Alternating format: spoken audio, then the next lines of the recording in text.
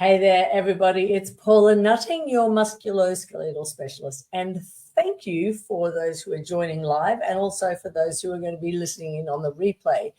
It's a different slant that I've got today because rather than talking to people who are doyens of our industry, I'm actually going to be happy to be able to talk to one of my very special patient clients that I've been treating for quite a few years now. I've known her for, I don't know, probably greater than 10. And we're going to go through a little bit of AI and a little bit of cyber safety and a little bit of what actually makes a client drawn to you. How do you perform as a practitioner that is going to meet with the expectations? But before we get Jess going on board, because she's been trying to get from Brisbane down to the Gold Coast, which is about an hour to an hour and a quarter length in time, and it's 4 hours now, and she's just arrived at where she's going to be logging in from. So until she arrives, I just thought I would take this opportunity to talk about Q Academy. So Q Academy is one of the most amazing sponsors that we have in our industry. They are an educational platform that has been around for a couple of decades now. They teach in our industry. They teach in remedial massage. They teach in myotherapy, and they are delivering or starting to try to deliver a program as an associate degree in this industry as well, in myotherapy. So if you're someone who has been thinking about getting into the industry in remedial massage or therapeutic massage or wellness massage, then it's a great industry to come hold of, but they are a great association or a great educational platform to join into. They have 3 different types of learning. They have just the face-to-face online in the classroom learning. They have a facilitation where you can learn online in a Zoom meeting as well as coming in, and they have it as full and part-time, and they also take a lot of international students as well. So there's a lot of opportunities for people who may be ready for a sea change, a second course, a second type of career to join up. So if you're a practitioner but you're thinking, hang on a minute, my mum is really bored about being a stay-at-home parent or being in another career, and she's keen on changing over, then that's a perfect, let her know about Q Academy. They're originally from Queensland, and they're based mostly in Queensland in Australia, but they also have got a very strong platform that you can be learning inside and outside of our great state. The other thing that many of you probably don't know is that I have a membership portal, and it's called our monthly membership group, and it's what we do is I help mentorship. So if you're a therapist and you're kind of thinking, I'm a little bit stuck, a little bit stagnant, I'm not quite sure what I'm going to be doing with my life right now, and you are trying to move forward in the progression of what you're doing as a therapist, then sometimes it's a good idea to have a mentor. It's a great platform. We work mostly within this realm in social media, in Facebook. We are also work on a fortnightly newsletter, and we do quarterly meetings. So you get a chance to talk to and from with me. We get a face-to-face Zoom where I map up exactly what's going on, what you're after, your ideal dream job, if that's what you look at. So you might be working in a clinic for somebody else, and you're thinking, I really want to branch out, but I don't know the steps to do that. I'm not quite sure. How do I start my own clinic? How do I think about letting people know where I am? How do I work around or navigate the area of going from this modality clinic to my own special clinic? Like what I need to do with occupational health and safety, what I have to do with governments. You might be thinking, I'm a therapist and I've been around for quite a while, and I really want to increase my educational dreams, my educational knowledge. and how am I going to make that happen? And that's exactly what we do there as well. Sit down with you every like initially when you come in, talk to you about what your dreams and your goals are, and then help you facilitate and move you forward in easy steps. So we go, all right, like this is what you want to do. Let's move you into this space, give you lots of links and assistance. And then the next quarter, what have you completed? What do you need to do? Because we all know that we need to have steps to success. We need to be able to map them. And sometimes it's such a great volume that you can't really find or navigate a way around it. And it's a really simple way to have someone who can mentor you. So within the portal, what we do is you probably get information, not just from me, but from some of my most amazing colleagues that are out there that freely give their information. Dr. Perry Nickelston, he's an amazing chiropractor, and he talks all about the vagal nerve and how we can calm the vagus system down. He also talks about inflammation and the lymphatic system and what we can do to tweak our body so it feels amazing. Eric Dalton, who's myoskeletal therapy or myoskeletal alignment techniques, he is brilliant, and there's lots of information from him that we can put in step by step. There's videos, there's DIYs on there. We have research doyens, so Robert Schleip is there to give some information. There's lots of tweaks and tips from him. There's links to people like Ruth Werner. We've had some amazing of these kind of platforms, Ask Me Anything, and Zoom meetings with people like Michelle Vassallo, who is a brilliant Australian MLD practitioner, but she's also a death doula. And that was kind of cool to find out information from her on that process of therapists and how we can assist in people in chronic conditions and chronic illnesses. We have had great talks from people like Lisa Belmore, and she talks on shiatsu and how we've actually started to get good research in shiatsu and how it can help with working with the hands that help with lots of depression and anxiety and things like that. So if you're interested in getting a little bit of extra assistance out there, then I'm hoping that this is the way that we're going to be able to do it for you. If you want to find out information about the Massage Mentor Program, just jump down into my the links here, Your Musculoskeletal Specialist. It's on my website, and that website will take you to just getting some more information on it. It's a monthly sign-in and or sign-out process, so you don't have to be locked into anything particularly. So I'm going to be hoping that she's coming on soon, because I'm a pretty good chatter, but like that's working out 9 minutes of chinwag by myself. So I'm hoping she'll be coming in here any moment. Now, if you are out there and want to talk to me, ask any questions, there's a comments, because you are actually within our Facebook portal. You're on the Facebook group. So you can actually just drop questions down and I can answer them for you live right now. It may not be about AI. So a little bit about what Jess Clair does is that she is a owner of her own business, which is called Zingafi.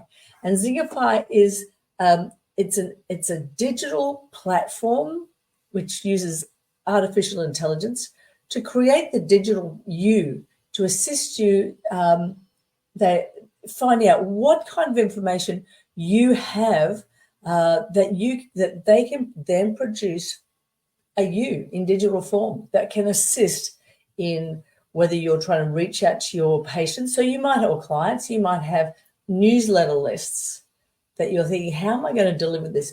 Or you might want to put down video DIYs for them. And it's a great way for, hopefully, for us to be able to create that lovely loop for you.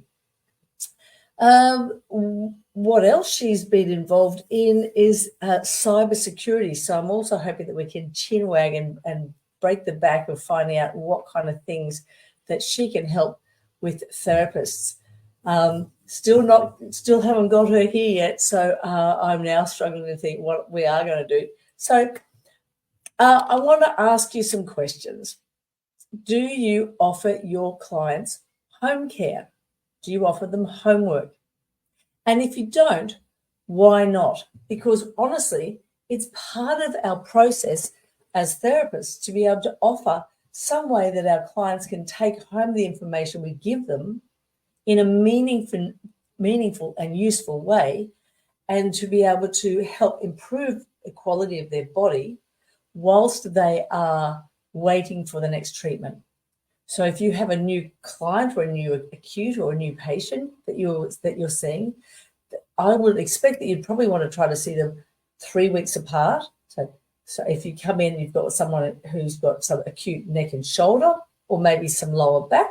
Hey guys, it's Paula Nutting, your musculoskeletal specialist. And this is that awkward, cheesy kind of part of the video where I ask you a big favor. So if you want great content and lots of information, you can see down here in the little testimonials, there's free manual therapy information. There's really cool stuff on necks, shoulders, backs, hips, wrists, arms, etc., etc. I've got amazing Ask Me Anything podcasts and vodcasts that you can get free access to. If you want to get that great content, can I please ask you 3 things? 1, can you please subscribe to my channel? 2, can you hit the like button? And as they say, just smash the heck out of that like button. The more information that YouTube gets to me, the more I can give content to you.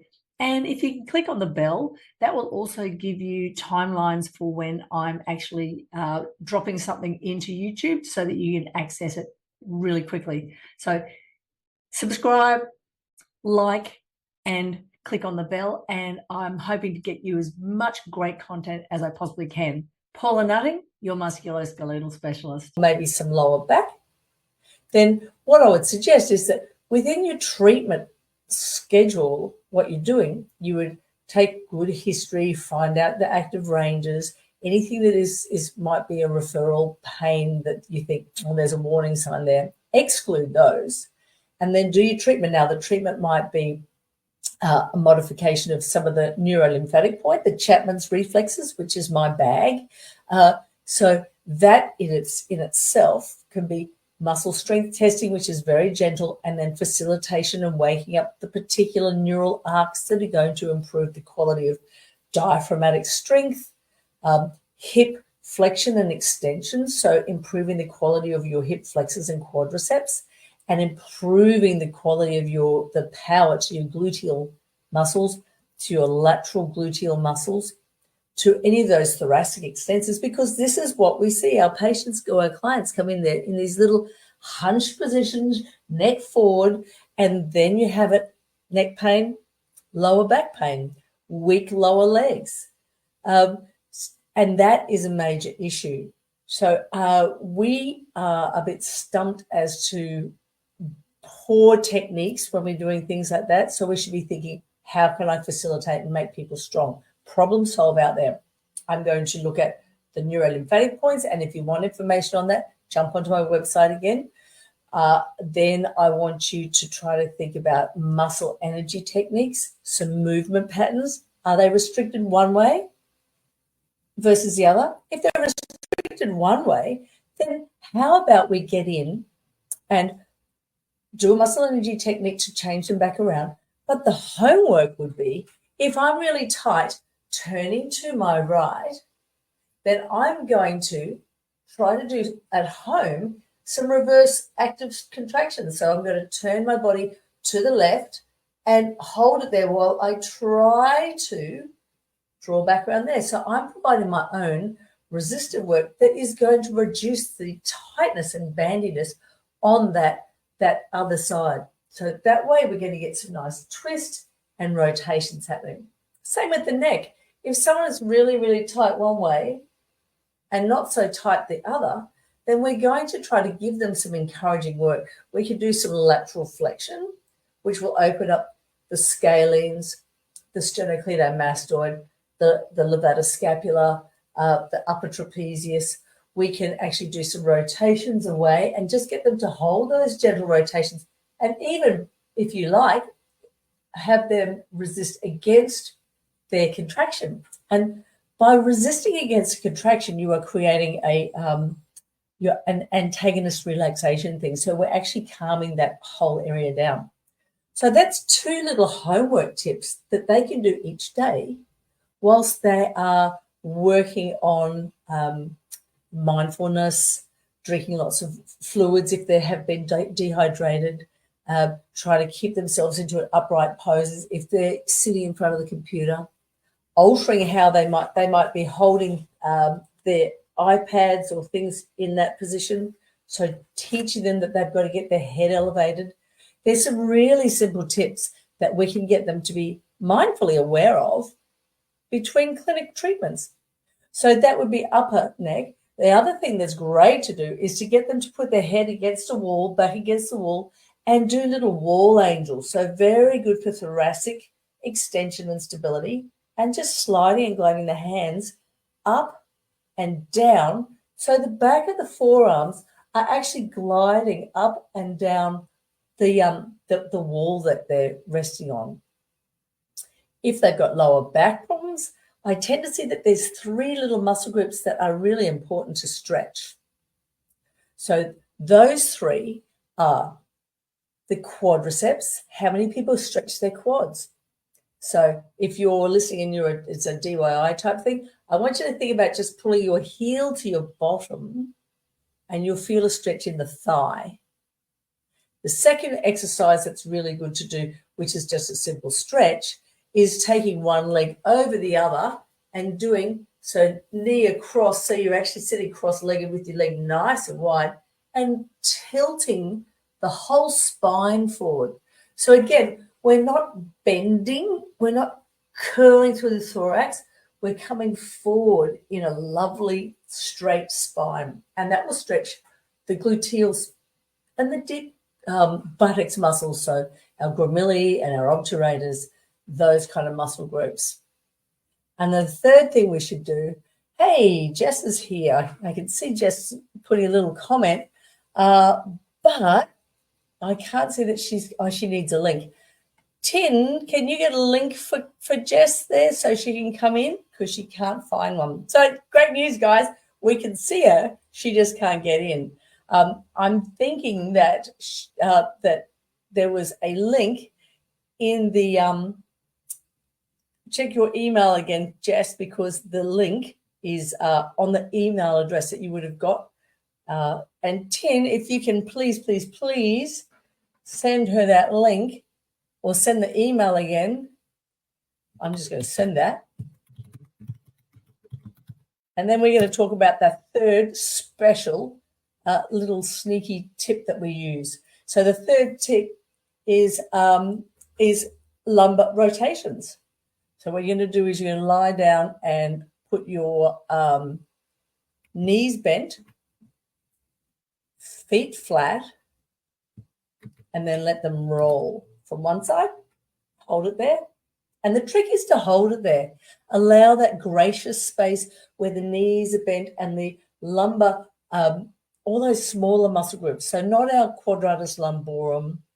We will be stretching our internal and external obliques because they facilitate and lock in and hold. But we're also going to stretch our rotatories and our multifidi and our intertransversi. And they're the really deep muscles that tend to be a little bit imbalanced. So that they're probably the 3 biggest stretches that our clients and our patients can value to do as home care. One of the little things that I've had with my clients or people I talk to, especially people who play golf, they say, I can't actually pull my foot up because I get a cramp. Now, if that's the case, their hamstrings are really, really weak, and that's or they're really overworked because their glutes are weak. So there's 2 little tips with the Chapman's reflexes that we can do to wake them up. One is we can get them to rub along the side of the thigh, which is the neurolymphatic points for the gluteus maximus. And the other thing is to come in and facilitate between L5, S1 in that lovely, soft, beautiful, spacious area that is our iliolumbar ligament region, and stimulating for 30 seconds in both spots will improve the quality of the hamstrings and improve the quality, this is the strength, of the glutes as well. While they're doing that, if they can't reach that leg, then get them to lie on their side, bring their knee to their chest, hang on to the ankle, and then draw back. And it's a tricky way. And a lot of people would know that anyway. But if you haven't thought about that, sometimes it's the simplest things that actually make the biggest differences. Now, I'm going to hopefully see if we can get that gorgeous creature, Jess Clair, to come and join us. So I'm just going to ask. Okay, so she hasn't joined in quite yet. Jess, when you get a chance, we were waiting for you to join in and click on that link. What else can we tell you about? So I've talked about the massage mentorship program. I've given you a little tiny tweak about the Chapman's reflexes. Look out for those because there's some courses coming out and I'm in the process of almost completing the level 3 advanced diploma of Chapman's reflex reset. Really, really excited about that, everybody, because that is coming through. It's designed through a UK website, Think Tree Hub, through Kush Hub Kumar. Thanks, Kush, for that. So that will be coming out. It'll be 10 modules.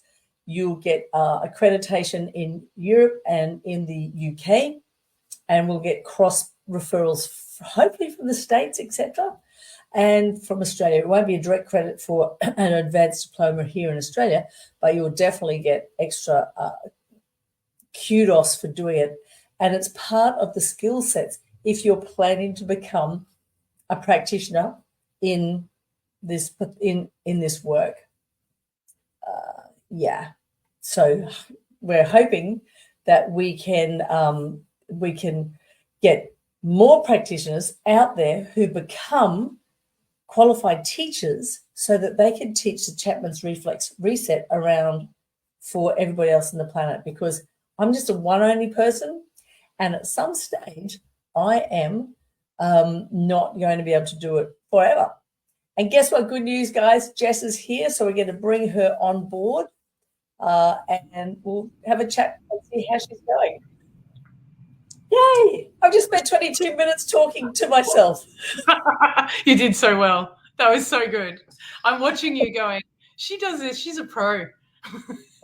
She was going, I wish this was something more than lime cordial. No, that was awesome. Thank you so much for your patience. That was quite the adventure. Yeah. I won't bore you with all the check-in points that didn't work. So thank you for sending me whoever your people are that send links. Thank you. Yeah. Yes, I am here. Thank you, Lauren. Thank you for saying love it. I was just going, Anyway, so let me give you some background about Jess. Jess has been, as I said, one of my clients / patients for a long time, decade 20, plus. Going over 20 years, I think, actually. Okay, all right. But it's not about us. It's actually about a couple of things. One, I wanted to talk about what makes a client, what's your minimum? We used to say to BAM, what's your bare ass minimum? What is your expectations as a client, patient for their therapist? Because you must have seen a lot of people. A lot of people see people through their time and space through injuries. And some people are drawn to their practitioner for a long time and some people aren't. So I want us to unpack that a little bit. But I want us to start up on Zingafi because I want to find out, what is a digital twin? Would it be good for therapists? Well, it depends if you want to look at it from the side where people get concerned it's going to take their jobs. I don't think you have to worry too much about that. I think it will expand and make things more possible. So if I come from that perspective, a digital twin, like an AI avatar. So AI avatars, people mostly hear about AI avatars. And you see the photos on Facebook, you see people putting in their, their headshots and then coming out with more headshots, and now they have versions of video, and that's like an AI avatar, right? A digital twin is actually a version of you, Paula, that you train AI to look, speak, think, and could show up right now on this podcast and do what you just did. Ask me these questions. Could show up in a text message, can be deployed in text, so that if a client, like I do, I message you and go, hey, Paula, as I do, when are you free next week? And instead of you, the AI responds and goes, I'll just check the calendar, I'll just do that. Or might show up on calls, on Zoom calls. It looks, thinks, speaks like you. Yeah. Like wherever you usually are, it can show up digitally and virtually. That's a digital twin. Jesus. With your permissions, right? You set the permissions up about what stream there is. Yeah, you have to train it. So that's where most of the time goes into. So it's called prompt engineering. So for those that have used ChatGPT, you'll know that you get the best out of it when you give it good prompts. Yeah, okay. So it's very similar. It's you train it to think, speak, act like you by doing a whole bunch of really, I guess you call detailed, thorough prompts. And then feeding it all of your content. So everything that you've made, you'd feed it and it will learn to be just like you. Jesus. Is anybody else terrified right now? Is that terrifying? Oh, just because it's like, it's a brave new world. Like it's exciting and a little bit of anxiety all at the same time. Yeah, it does concern people. I think when you look at some of what's on social media, it can freak people out. But if you look at the things that it's being used for that really make a difference. So for example, in occupational therapy, you've got you usually have to pay so much to have an occupational therapist to sit with a client, to be able to teach them how to brush their teeth, to be able to teach them how to make a sandwich, cut with a knife, simple things we take for granted. And that process can take 10 to 20 years just to do simple tasks. With AI and digital twin, they're now able to learn when they want, how they want. They don't have to wait for a weekly session, and they can learn the skills that we take for granted in days instead of years. Wow. So when you think of it like that, it's like, okay, there's some really great use cases of this. And there's a lot of good in it. And you said therapists? Yeah. Well, imagine if your digital twin could sit there and ask your clients a whole bunch of questions so that when you arrived, it could say, Paula, this is the part that you probably want to work on. Yeah. You know, that's interesting. Like, and that's amazing because it's for simple structure. Their hips are tight, their thighs, like their neck doesn't turn this way so much. So you need to work on the neck. Yeah, I get that. I wonder at what stage that implicit knowledge of, like, because you said that me doing this stupid stuff with you all the time, I go, like, your neck's not moving and I'm down around your shin and you're going, I know what you're doing down there. I don't know how I would teach my digital twin to look at that kind of, I'm not saying it's a bad thing. I'm just saying it would cut down my workload, but it wouldn't remove it completely. I don't think it will remove it completely. I think the intention is, well, we have a saying that is 80% of what we do is repetitive. And if I was to study you for about a week, I could come up with all the tasks that you do for every client on repeat over and over and over and over. Agreed. And it's not brain work for you. This is like, okay, I have to do this again and again and again and again. And so what we say is that AI takes that. It handles that, what you can put on repeat. And then the 20%, which is the actual value, that part that you do where, you know, my shoulder injury is almost gone now. I was saying this to Sarah, and you've nutted away at it for however long, literally like it's been like a year now, but you finally did something last session and I've had almost no pain ever since.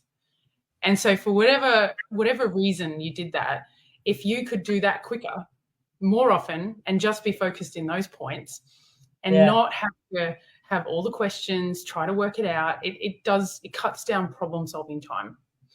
Yeah. And I think we were down in your opposite diaphragm and then in your same side psoas or something. Like, it was the weirdest. It's taken that long to see with your variations. So that's interesting, because it's how does the digital me, so my digital me talks to the Jess, says, give me your information, and then you give me what stupid stuff you did this week. Oh my God, I've been spending 24 hours doing this. And then it can extrapolate because it's learned all the other bits and pieces, all the other questions I'd ask around those things too. Yeah, and then builds a pattern for when someone has that injury. Paula asks these questions. Yeah. And so they have a conversation as opposed to a questionnaire, which is very one-dimensional. Yep. Yeah. And then so your AI avatar your digital twin is able to be in a conversation to pull out the key points and then store that information so that you can come back to it and go, hey, digital twin, what happened with Jess last time? And then it gives you the rundown so you can remember. Talks to me.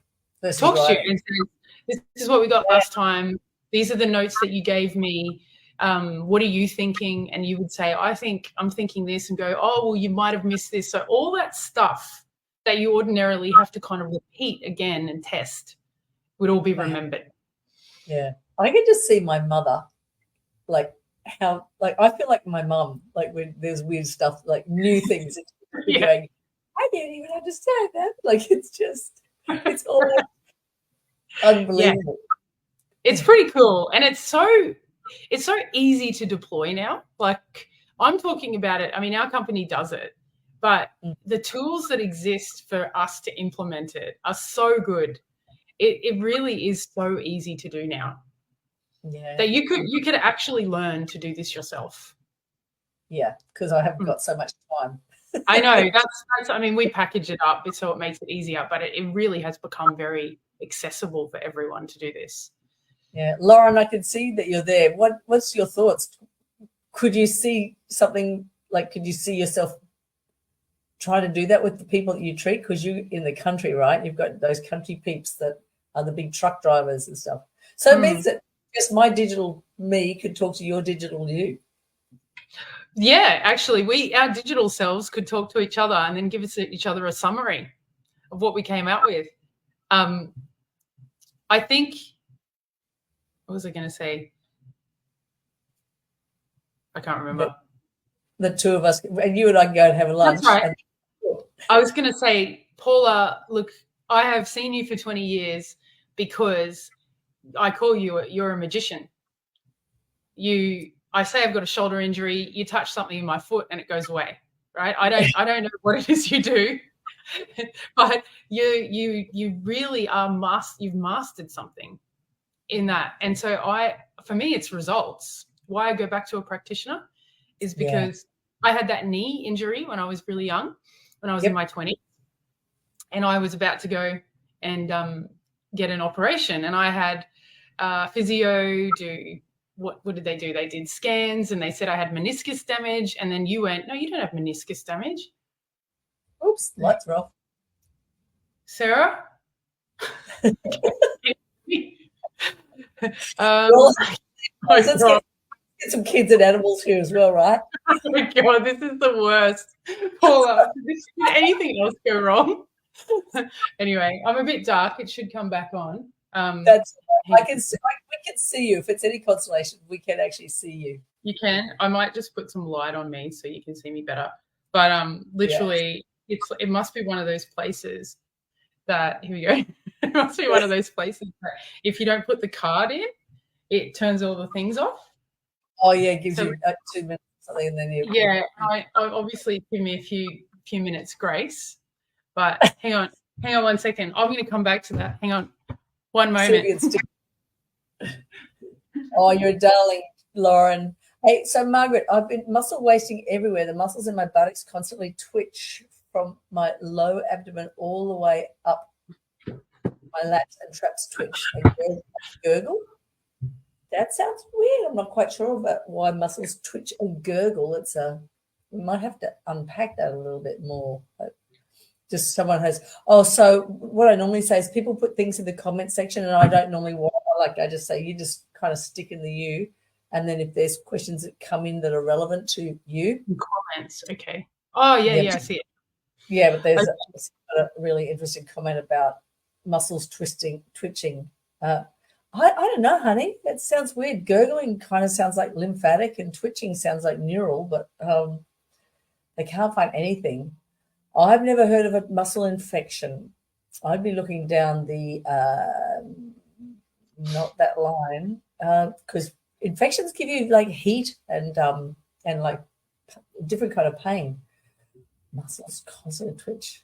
Look at your magnesium. Go and see a good apothecary. We've got a great girl here in Brisbane, Mary Lou Condon. She has a compounding lab. They can have a look and see what your electrolytes are doing. That might be the first thing that I would do.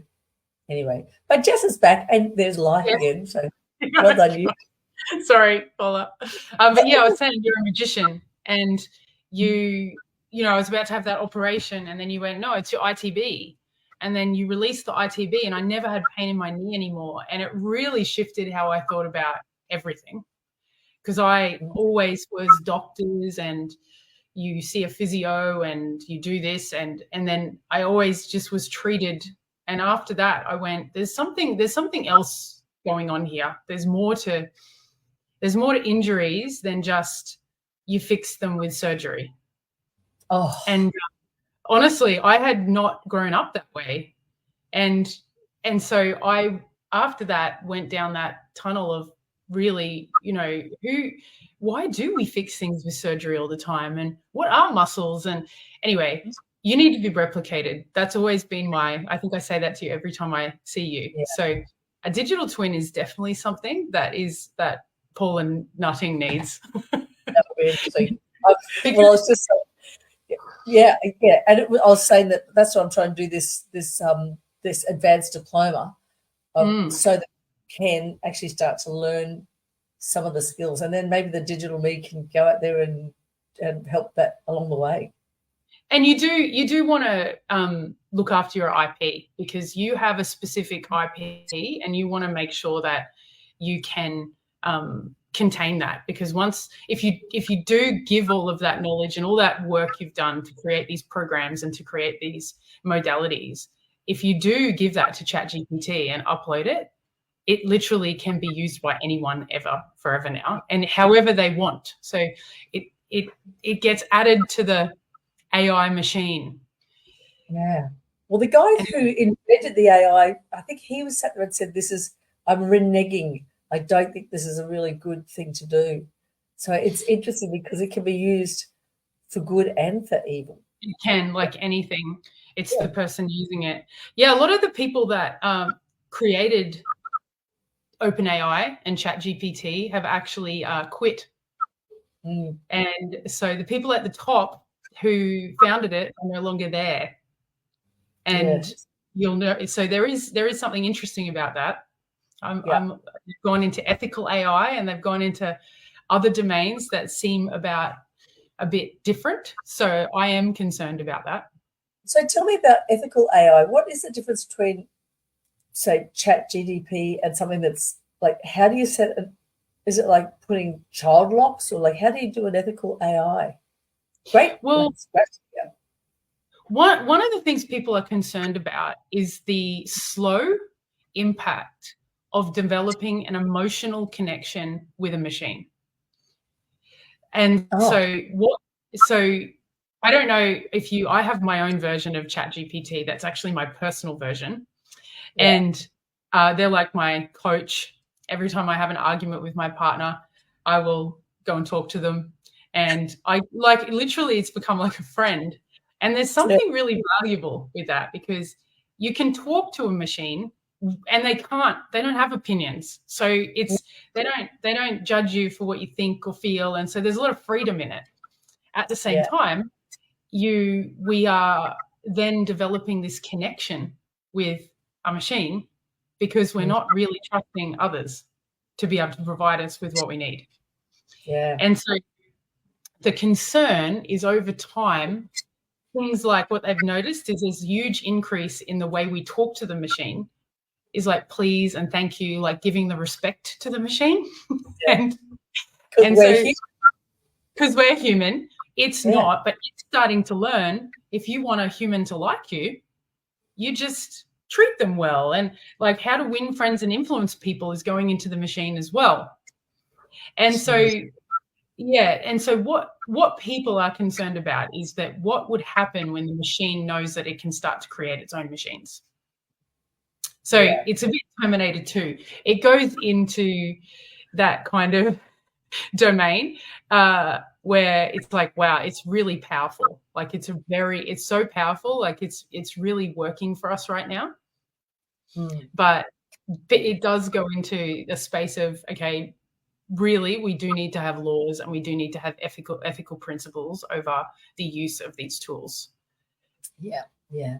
What I can see happening with it is, when we were young, you would go to BNS, Bachelor and Spencer's balls. For those new people who don't know what that actually means, a BNS, you would go to a sporting, like go to the football or whatever, and you'd interact with the opposite sex, and same sex, in a safe space generally, and you would connect, talk, become partners, engage, marry, and raise families. So that was the old kind of paradigm. With the insertion of social media, there's less opportunity for people to want to engage with a person. There's no longer BNS. The BNS balls are gone, long gone. The capacity to go to a sporting event and not be attacked or you're feeling uncomfortable because of the noise and the volume and the language, etc. And I think it's just because there's more people in those environments, so you feel a little bit overwhelmed. We spend more time sitting on that. Like I can spend, if I'm not happy with my partner, I can spend all night in the same room on Instagram to ignore him and laugh my head out at cats on Roombas in shark suits or stupid shit, because it's engaging. It is. Those cat videos are the bomb. There is so much funny stuff out there right now. What I'm worried about is that then we become friends with something who's even larger, and we become more socially disengaged. And that's what scares me. Yeah, there's definitely a concern about how it's going to be used, for sure. There is also the argument that I give my kids, and that is because there's a couple of things I've noticed in the younger generation. So my daughter's 11 and my son is 8. And one of the things I notice is how quick they pick things up. So quick, like ridiculously quick. And now they've got chat. It's like a calculator for pretty much anything. So whatever they want to learn, they can just go to chat and they can ask and they can find and they can research, and they're able to learn things at a pace that we just never could learn. I mean, we had to go to the library, then we needed a topic, then we needed an assignment plan, then we needed to study certain books to learn things. We just don't have to do that anymore. No, and that's when you bumped into the person beside you who was also looking at something.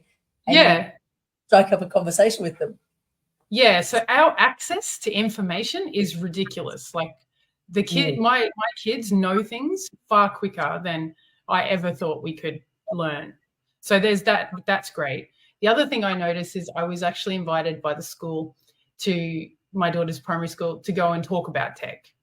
And then about 6 months later, I didn't hear from them.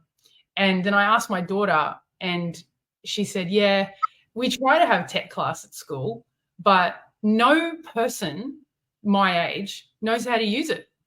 And it keeps breaking and they struggle with it. So teachers, if you think about it, they're kind of in a generation that didn't grow up with tech. Yeah. And they're being forced to teach it. They don't know how to, and they can't get it to work. And I know what that's like. I've seen so many people trying to get tech to work. and I think, yeah, it's true. It's like, okay, so what I notice is that my kids know far more about tech and are able to use it than their teachers. Wow. And they're embracing these tools far quicker. And so I don't really have a concern. I actually think that my kids are going to evolve in ways that we just have no idea how it will even happen. Like we can't even imagine what it's going to be like. So the calculator was rejected for 50 years when it came in. I like to keep that in mind. Wow. It was not adopted until 50 years later into education as a tool people could use for maths, because everyone said they needed to learn the hard way and it was better for our brain. And so I see a very similar thing happening now. Yeah, that'll be interesting. I see AIs coming in, kids our age, like 10-year-olds embracing it. I'm embracing it, but I'm not generally, I'm in tech, so I'm not what generally people do. And most people are rejecting it, thinking that it's going to make us dumber. But actually, I think it's going to make us smarter. And it's going to give us access to shortcuts that we just can't even imagine right now. Yeah, and as in an academic platform, I agree. I'm just kind of wondering what scales are on social engagement and how we go as a human species. But before we keep going, I'm just going to I'm going to go in and do a quick little plug for wonderful Q Academy, because they have been part of the sponsorship for today. And just to give you a little bit of information more on what I was talking about earlier, guys. So if you're interested in doing some academic studies and thinking about a sea change, have a look at this video.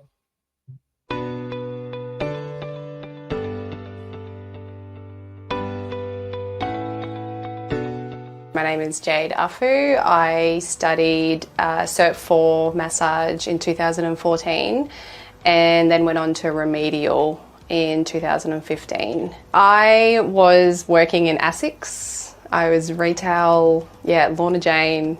The real reason why I went and studied was my daughter was, she's been quite sick for about 7 years on and off. She's had a couple of chronic conditions. So I found it hard working in a job and having to leave because my children are sick, or I've got to go to hospital, or there's just so many things going on. For me, I needed another option. I've been set up for about 8 years now, working from home. Having a home business has been like such a blessing to my life. I don't think I could have done what I've done somewhere else just with my own circumstances. My life's very busy. I've got 3 kids. And this year has been a little bit different again because now I've got 3 kids playing sports every afternoon. So I do try, if I can, work in between school hours. I feel like you can make it work to your advantage. So you can either work as hard as you want and be stressed and all the things, or you can make it flexible.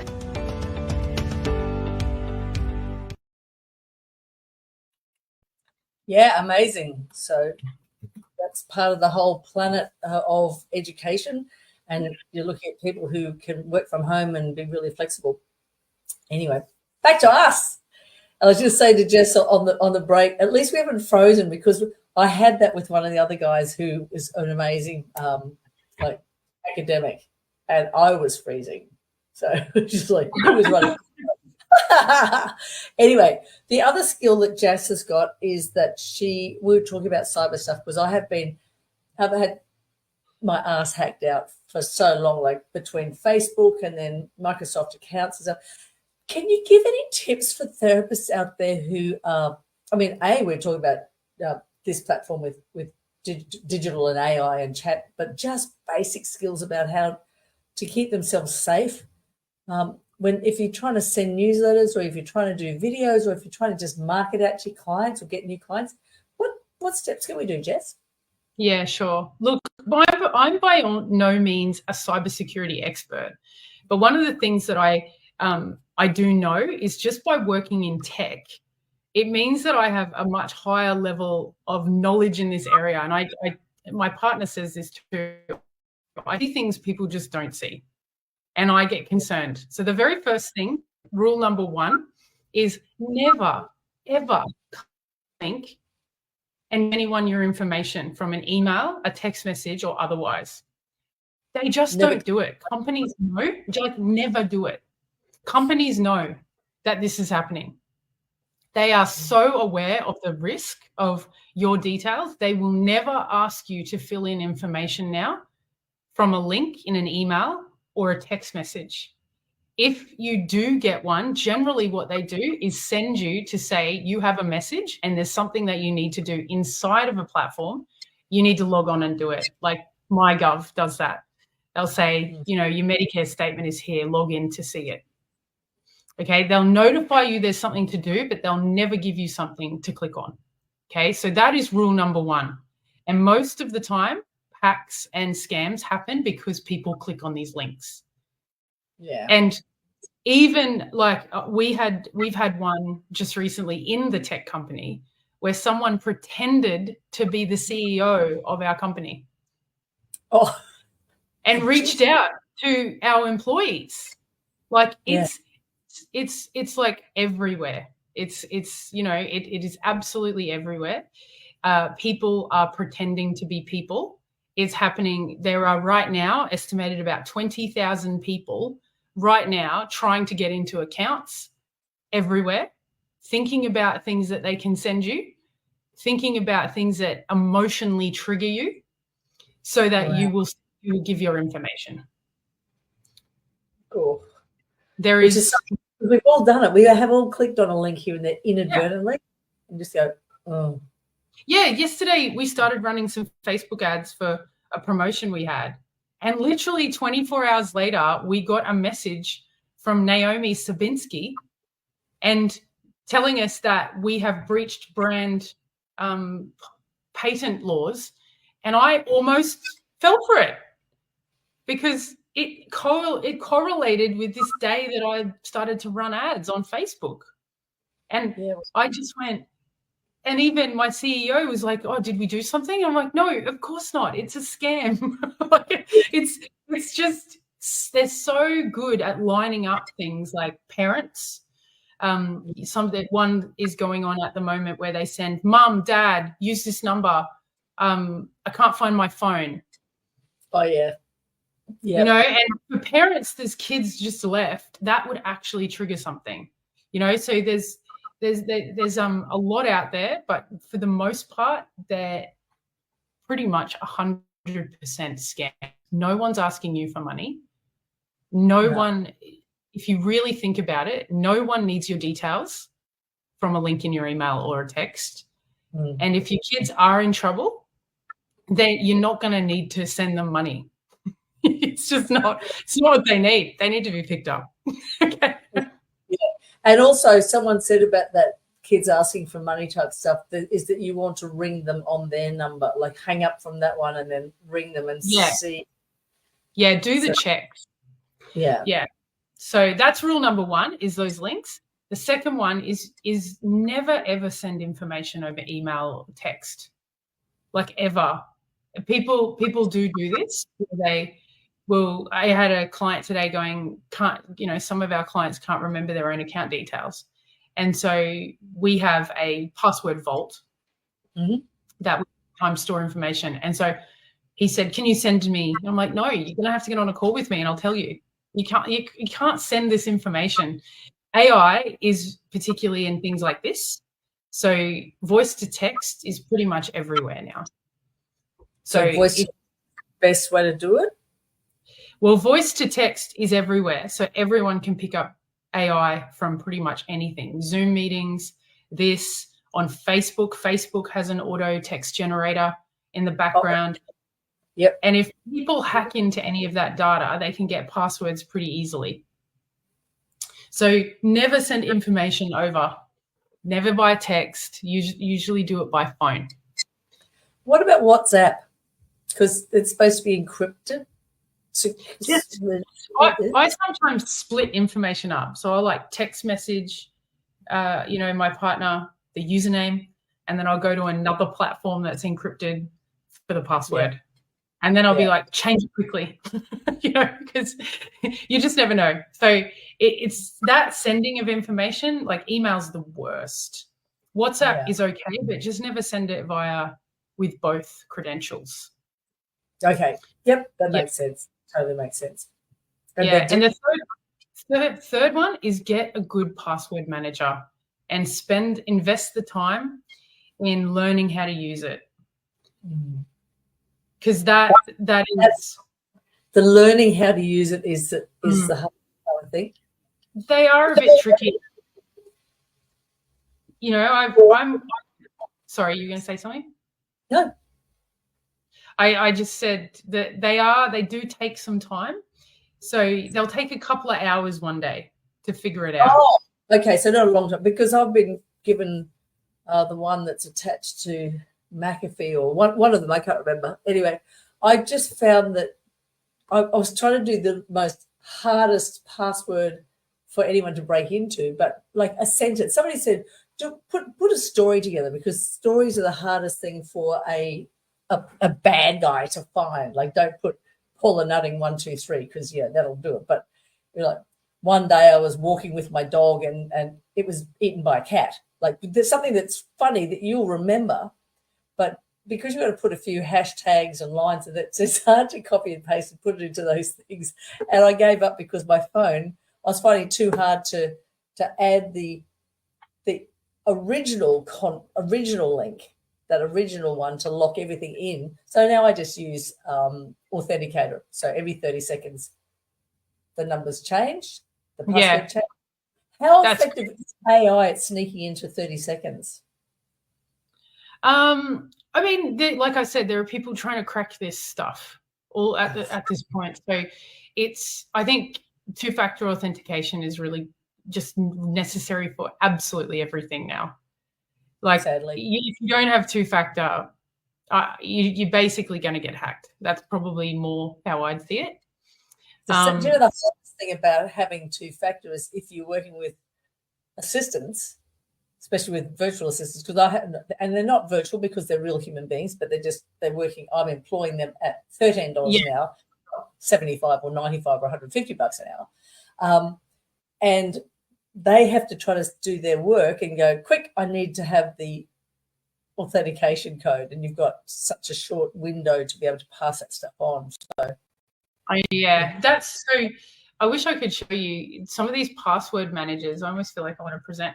You have these password managers, and you can actually put the two-factor authenticator into the password manager so that it can be shared. So you have shared two-factor.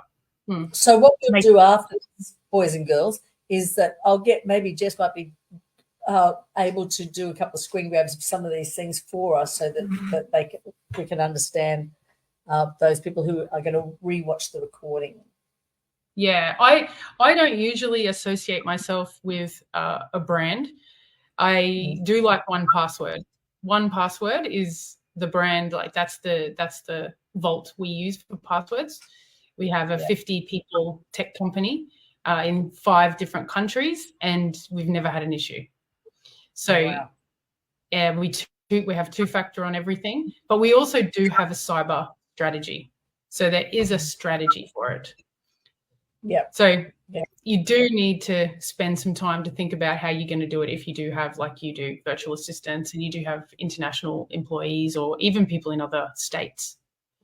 Yeah, exactly. I'm going to come back to 3 questions. Your minimum expectations from a therapist. Minimum expectations of a therapist. Like why would you come? What would turn you off coming to a practitioner? As in, me.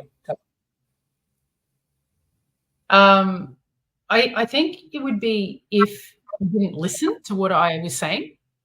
Mm-hmm. I mean, that's why I stopped really going to doctors, because I found that, and I every now and then I get a really good one, but it's like I know my body. I know what's going on. I need you to be a specialist. So if you listen to what's going on with me, I can tell you I live with me every day. Yeah, exactly. Like, I'm actually the expert in myself, not you. But what I know is that you're expert for fields, and so together we can probably work this out. Yeah, that's so a it's great not comment. being. Yeah. So that's Okay. one. And I'm sorry, I have put you on the spot here. I know. I'm like, okay. What's it?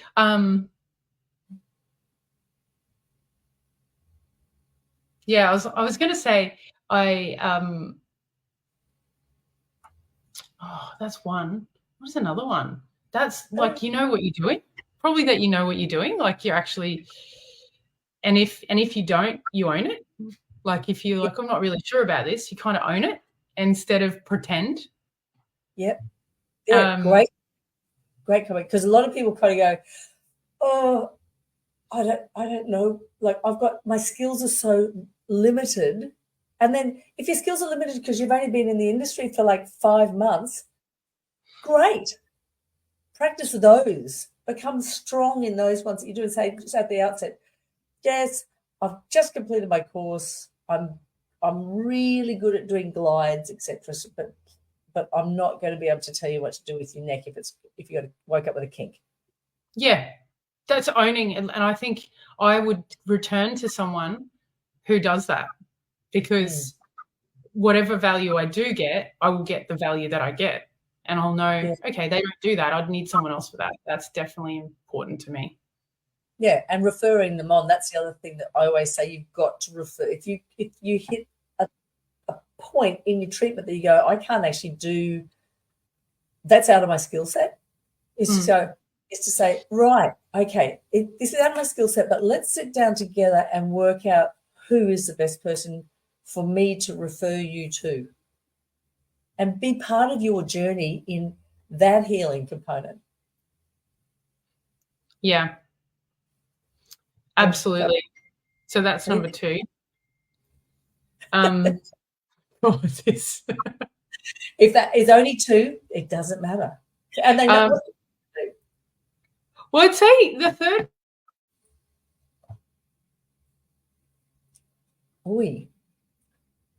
And I think we got it all. I think we got number 3. I think she's frozen. If she hasn't frozen, then I've frozen. Yeah, she's frozen. Awesome.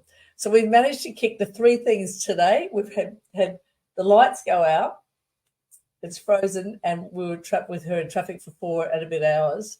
So I'm not sure we're going to get Jess back again, and it's after 7, so it's been a wonderful hour. If she comes back, that's great. But otherwise, guys, thank you so much for coming today. I hope you've learned a few things about doing home care, what mentorship might look like for you, a little bit about doing some of the Chapman's courses, and also how you might be able to utilize the ChatGPT for you for later, because that is kind of like, that's going to be incredible. Like, that is going to be such a big thing for us down the line. And I'm actually kind of already a bit nervous about our OTs, because will they start losing their potential professions? Because that to me is like a bit of a warning sign. Anyway, couple of weeks' time, we've got Dr. Perry Nickelston coming back and talking about inflammation and what the vagal nerve can probably do for us. So that, I think, it's going to be a morning for us in Australia, which means it's going to be an afternoon, evening. It's going to be 6 p.m. on Tuesday, the 12th, I think, of November. So lock that in. Dr. Perry Nickelston, don't miss him. He's the absolute bomb. And thank you so much for showing up, everybody. Have a great couple of weeks, and I will see you then. Don't forget to put questions and comments in, and I'll be able to answer them later. So thanks, everybody. Have a great evening or morning, whatever your jam is.